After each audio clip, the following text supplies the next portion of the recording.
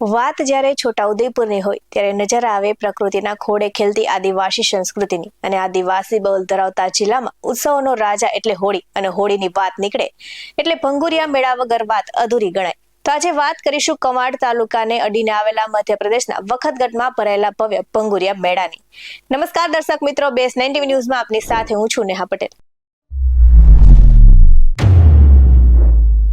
રજવાડાના સમયથી શરૂ થયેલી આ પરંપરા આજે પણ એટલી જ જીવંત છે અને વખતગઢના મેળામાં ગુજરાત અને મધ્યપ્રદેશના સીમાવર્તી વિસ્તારોમાંથી હજારોની સંખ્યામાં આદિવાસી ભાઈઓ બહેનો ઉમટી પડે છે. અને અહીંની ખાસિયત એ છે કે લોકો પોતાની સાંસ્કૃતિક પરંપરા મુજબ એક સરખા વસ્ત્રો ધારણ કરે છે અને હાથમાં ઢોલ, માંદલ અને પીહા લઈને જ્યારે આ જન્મેન્દ્રની નાચગાન કરે છે ત્યારે ધરતી પણ જાણે ઝૂમી ઉઠે તેવા દ્રશ્યો સર્જાય છે.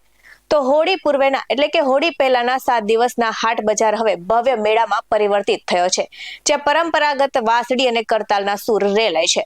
તો આ માત્ર મેળો નથી પણ પ્રકૃતિ પ્રત્યેનું વહાલ છે અને આદિવાસી સમુદાય હોળી પૂર્વેના 7 દિવસ અને હોળી પછીના 7 એમ કુલ 15 દિવસ આ પર્વની ઉજવણી કરે છે. અને વીતેલું વર્ષ સારું ગયું, પાક સારો થયો તે બદલ નાચગાન કરી પ્રકૃતિનો આભાર માનવાની આ એક અનોખી રીત છે. તો વખતગઢનો ભંગોરિયા મેળો એ છોટાઉદેપુર જિલ્લાની ભૌતિક સીમાઓ વટાવીને આદિવાસી અસ્મિતાનું એક કેન્દ્ર બન્યો છે અને અહીંની પરંપરા, રીત રિવાજોનું પાલન એટલું ચુસ્તપણે થાય છે કે ઉત્સાહથી થાય છે અને સાથે જ વિરાસતનું પ્રતીક માનવામાં આવે છે.